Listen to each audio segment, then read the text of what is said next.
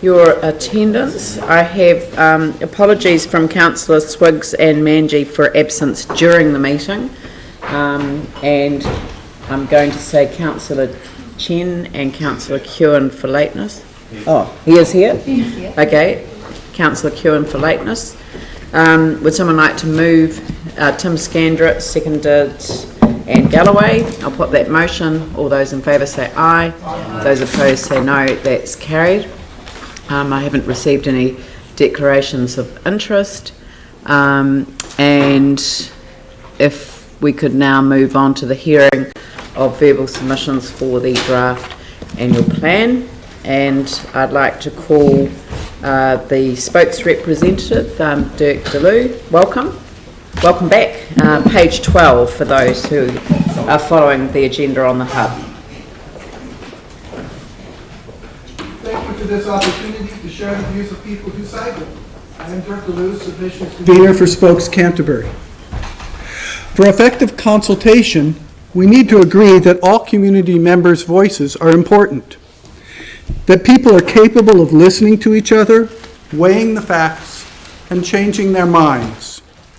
When professionals support, not dictate, we can make good policy. When all views are considered, when all sides have spoken and listened, we are more likely to craft solutions which work better for all of us, including future generations. Council's recent decision to bring up the major cycle routes online sooner to reduce disruption reflects well on Council. Spokes also appreciates Council's laudable efforts at consultation. A recent incident, however, highlights some concerns with the process. Consultation on the Heathcote Expressway elicited 170 submissions, 145 in support, 15 opposed. A review of those consultations found that just 11 were concerned with issues on Ferry Road, primarily parking. Just prior to submissions closing, Ferry Road business owners were granted an additional consultation meeting on 14 December. In response, Council staff revisited the Ferry Road section, produced a new consultation document which reoffered an alternate route and extended the deadline for submissions. Spokes represents over 1,000 cyclists in Christchurch. We are told that all submissions are weighted equally. Spokes works hard to present our concerns, to make suggestions and offer remedies, yet with rare exceptions, changes are not forthcoming. Spokes cited several specific safety concerns in our submission on the Heathcote Expressway, which included increasing cycle lane widths to comply with Council's own cycle design guidelines, concerns with intersection issues, the need for road user education and promotion to share the road, and the need to provide cycle parking. None of these concerns were addressed, no meetings were scheduled, and no changes made. Spokes would like to be able to believe that Council treats submitters fairly. At this time, that belief is not supported by experience. This needs to change if we are to build a cohesive community for all of us. Towards this end, Spokes has repeatedly requested the reinstatement of the Cycle Advisory Panel, and we have done so again in this submission to the annual plan. Spokes' past submissions feature some common themes. Among them, the need for a cycle champion or champions to be employed at Council, to work with Cycle Advisory Panel, and to audit and report on all projects. Projects to comply with cycle design guidelines. Promoting a culture change to road safety and sharing the road. Skills training for all road users. Some of this will require a joint effort from Council, NZTA, and police to fund education, promotion, and enforcement. Simply hoping that road users change habits to match the infrastructure provided leaves people on bicycles at risk. Just building infrastructure and hoping for the best is fraught. St. Asaph Street is a sad example. Moving forward, some things are clear.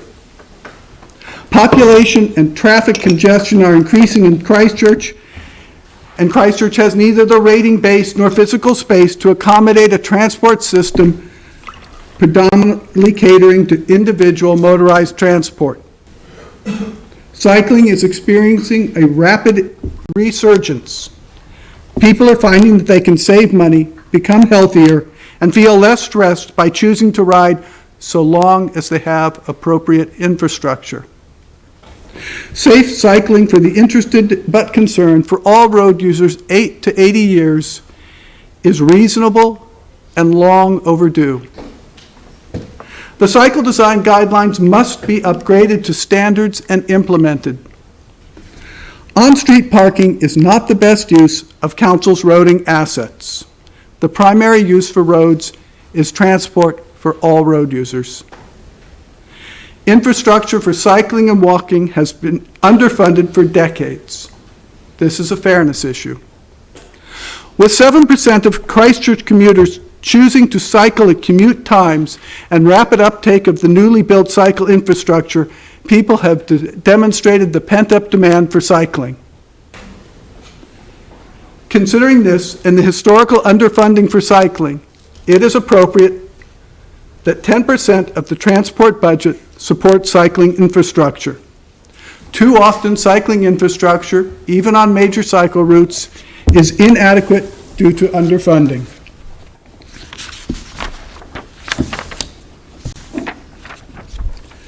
Spoke supports the capital spending in this annual plan and requests additional expenditures for cycle parking, improvements in connections between major cycle routes and completing the cycle network usage monitoring equipment, expansion of cycle infrastructure as usage merits it. Additional non-capital funding is requested for reinstatement of the cycle advisory panel, a cycle champion employed to educate and promote effective cycling infrastructure to council staff and the public, skills training for all road users, promotion of cycling as a means of daily transport, education and promotion of the benefits of cycling for all road users, enforcement of no parking blocking of cycle infrastructure. With more people able to cycle, the full benefits of this investment will become clear, even to some of those who now oppose this funding.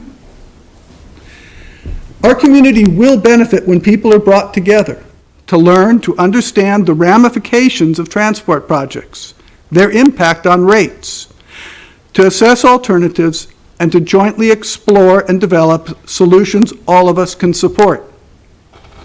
The Christchurch community needs to understand why over-reliance on roads for cars has not worked, cannot work, and what the alternatives are.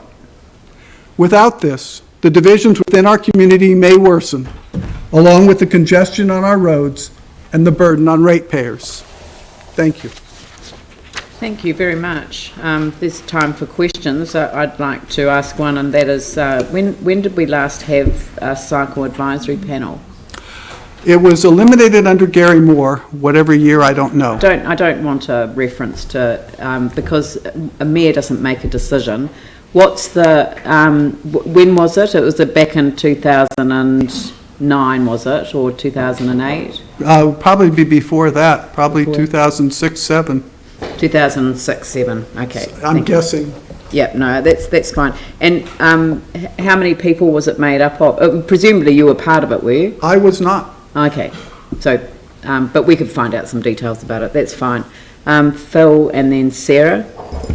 Thank you, Dirk. In terms of the advisory panel too, I guess there might be ways that in fact council can in effect form one of their partnerships in developing the cycleways is with Spoke. So in fact we have, but we could potentially set up a form of a panel as you suggested, but also are there any other ways that right now we can make sure that we have good, good rapport and good feedback from Spokes?